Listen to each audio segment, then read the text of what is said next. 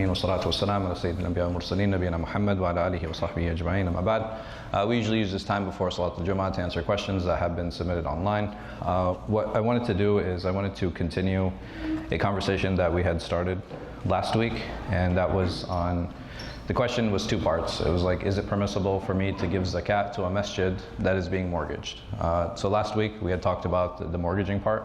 Today I want to talk about the zakat part. So let me pull up the ayah. So it's Allah subhanahu wa ta'ala's statement.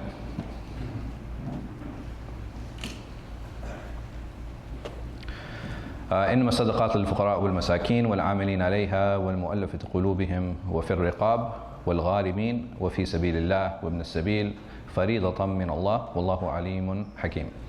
So this is a verse that very famously is used to defining the categories of sadaqah. So what are they? It says sadaqah or zakat in this verse are meant only for those who are poor, those who are needy, and these are probably the two most famous categories that we're all familiar with.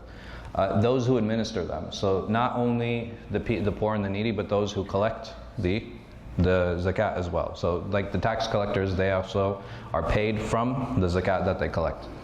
Those whose hearts need winning over, like mu'allafat qulub, these are individuals who, because of their financial situation, they don't feel they have the support, and if they feel they'll get the support, it'll be easier for them to enter Islam. Does that make sense? Like, there are a lot of people who are very shy to enter Islam and to become Muslim because they don't feel like they have that family support or they have that financial support.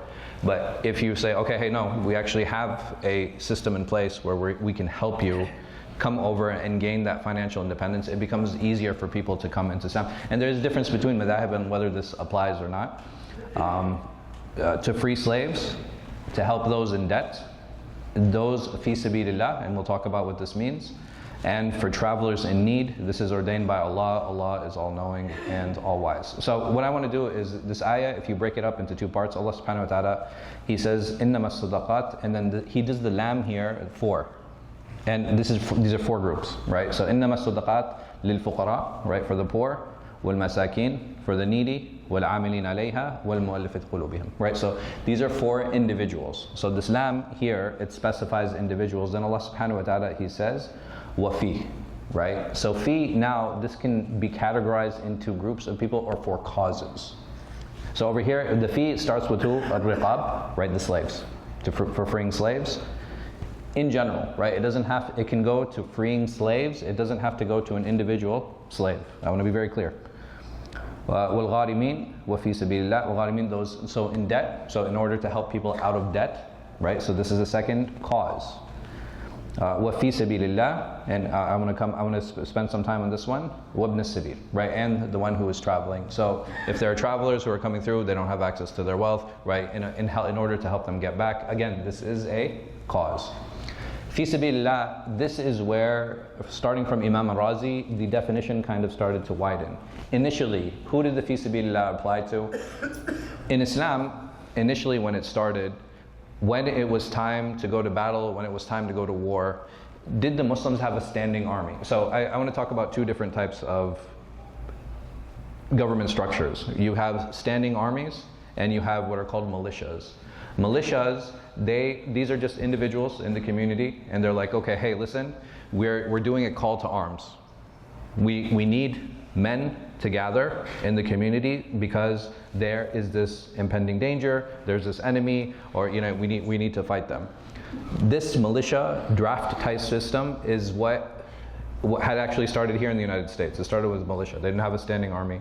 And you also, during early Islam, in the Madani period, they had these militias. So fi sabilillah applied to the militias.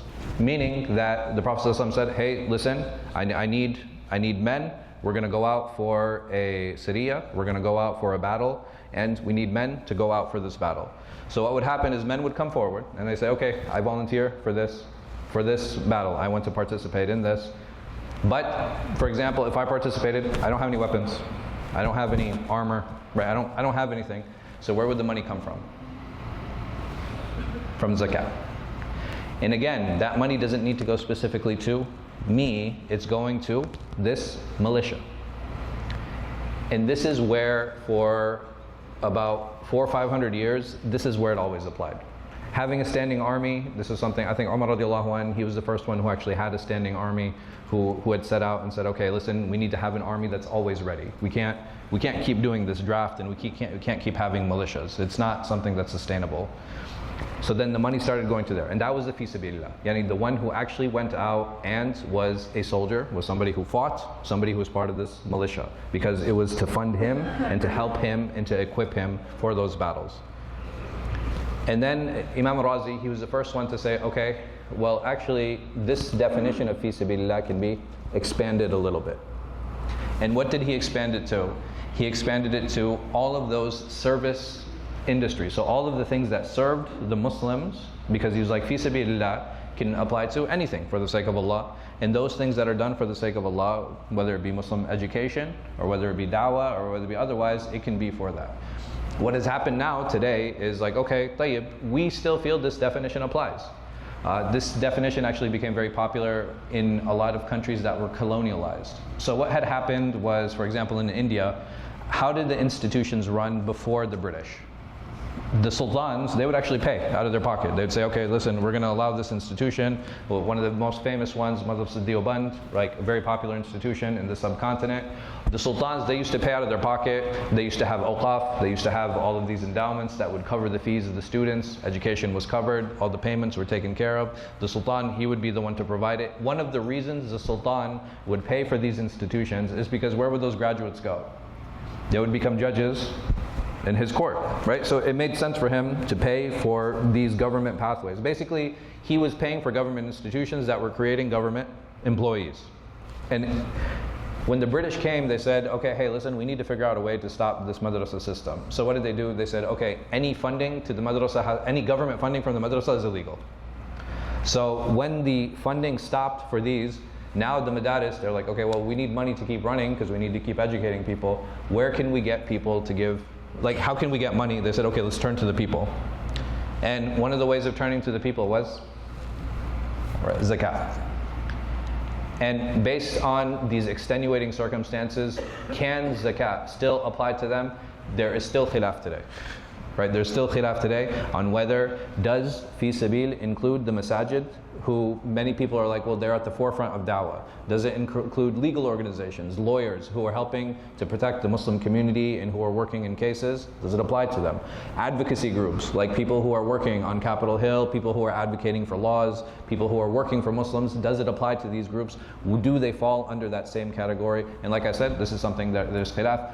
It's something I personally have wrestled with for some time. I'm starting to lean toward yes, but again, that's just my personal opinion. We have a guest khatib today, a friend of mine, Akhuna Fayaz, so please give him your undivided attention and respect. Jazakumullah khair.